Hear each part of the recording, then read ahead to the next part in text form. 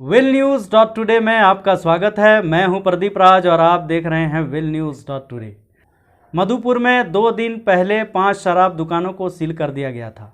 कार्यपालक पदाधिकारी का कहना था कि दुकानदारों ने एनओसी नहीं लिया था, जिसके वजह से इन्हें एनओसी के लिए नोटिस भेजा गया था, लेकिन अभी तक एनओसी नहीं लिया है। इसी वजह से दुकानों को सील किया जा रहा है। शराब का दुकान चला रहा था, बिना एनओसी का ये लोग चला रहा था। नगर पालिका से अनापत्ति प्रमाण पत्र लेना था। हम लोगों ने इस संबंध में इन लोगों को बराबर नोटिस जारी किया कि आप एनओसी लीजिए। नहीं एनओसी लिए हैं, इसलिए हम लोग इसको बंद कर दें। कितने दुकान सील किए जाएंगे? तो 5 दुकान है, लेकिन मूलतः 3 ही दुकान, 2 यहाँ है, एक डालमिया के ऊपर है, एक देसी है। 4 दुकान है। 4 दुकान, चारों दुकान आज सील कर दिया। हाँ, 4 दुकान। चलिए। उसके बाद खबर आई कि नगर परिषद बोर्ड बैठक दिनांक 30/5/2020 के प्रस्ताव 3 में लिए गए निर्णय से राज्य सरकार एवं नगर परिषद मधुपुर दोनों को राजस्व की हानि होगी तथा सरकार एवं नगर परिषद मधुपुर के छवि पर प्रतिकूल प्रभाव पड़ेगा।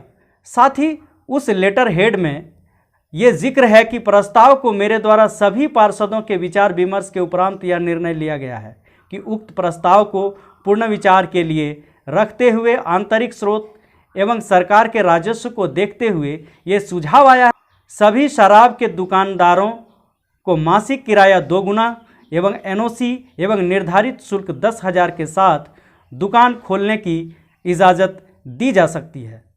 इस पर कुछ वार्ड पार्षदों का क्या कहना है, सुनिए। हम लोगों के बोर्ड में 17/6/2020 को बोर्ड में सर्वसम्मति से पारित हुआ था कि नगर परिषद स्टॉल में जितना भी शराब की दुकान है उसे सर्वसम्मति से उसे बंद किया जाए और उसे सील किया जाए।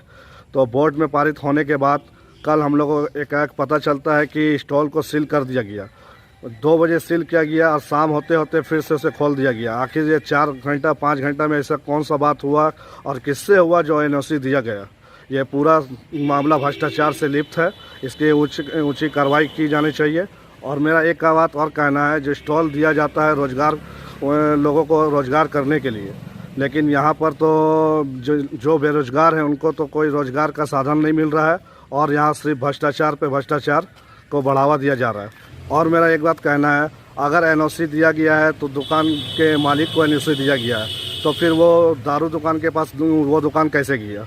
ये भी बहुत बड़ा बात है। इसका भी पर्दाफाश होना चाहिए और इस पर उच्च कार्रवाई की जानी चाहिए, क्योंकि इसके पीछे बहुत लोगों का हाथ है और सबका जो भी इनके पीछे है सबको जनता के सामने उन लोगों का नाम और उन लोगों को सामने का आईना दिखाना चाहिए। इनके लिए हम लोगों ने अभी स्कूटी अनुमंडल पदाधिकारी से मिलकर अभी आवेदन दिया है। इस पर जांच करने का कार्रवाई का आश्वासन मिला हम लोगों को और आगे का प्रतिक्रिया हम लोग आने वाले अबरी बोर्ड के बैठक में जोरदार तरीके से उठाने वाले हैं।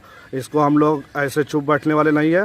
इसमें जो भी लड़ाई हम लोगों को लड़ना होगा हम लोग लड़ेंगे। ये बस इस पर जो नगर पालिका का स्टॉल आवंटन हो गया, उसमें उसके नियम में साफ है कि शराब मांस की बिक्री नहीं की जाती है और इसके विरुद्ध हम लोग हैं कि शराब का बिक्री नहीं होना चाहिए। इसी के खिलाफ हम लोग हैं।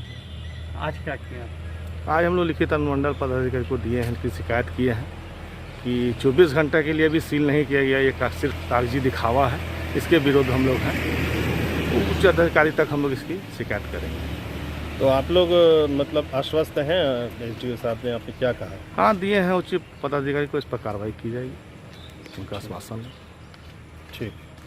बोर्ड की बैठक होता रहा तो हम लोगों ने शराब की दुकान पर विरोध करते रहे कि शराब बिकना नहीं चाहिए, दुकान बंद करना चाहिए। और अगर नगर पालिका का यही रवैया है कि स्टॉल जो है शराब की दुकान जो देता है तो क्या एग्रीमेंट करके देता है? क्या नगर पालिका क्या दारू बेचने का आदेश देता है? इसलिए इसका विरोध हम लोग कर रहे हैं कि शराब की दुकान को हमेशा के लिए ख़त्म किया जाए, उठा दिया जाए। ये एसडीओ साहब पास आए हैं हम लोग आवेदन लेकर। वहीं कार्यपालक पदाधिकारी सुशील कुमार कह रहे हैं कि 18 पार्षदों की सहमति से ये रिजोल्यूशन पारित हुआ है। सर, शराब दुकानें बंद हो गई थी और पुनः आज से चालू हो गया। जितने भी शराब दुकानें थी बोर्ड के द्वारा निर्णय लिया गया था सभी स्टॉल में जितनी शराब की दुकानें चल रही हैं इस संदर्भ में कि तत्काल बंद किया जाए।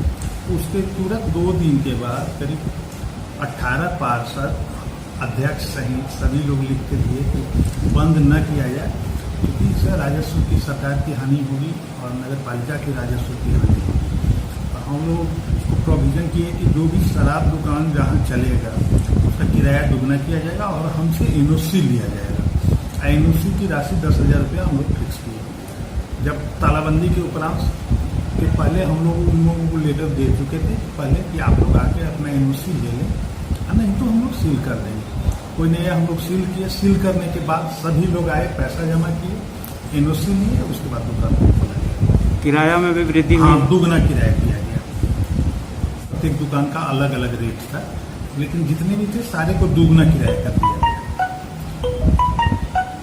आज के लिए बस इतना ही। अब हमें दीजिए इजाज़त। कल फिर मिलेंगे कुछ नए खबरों के साथ। हमारे YouTube चैनल को सब्सक्राइब करें। आप जुड़े रहिए हमारे साथ। नमस्कार।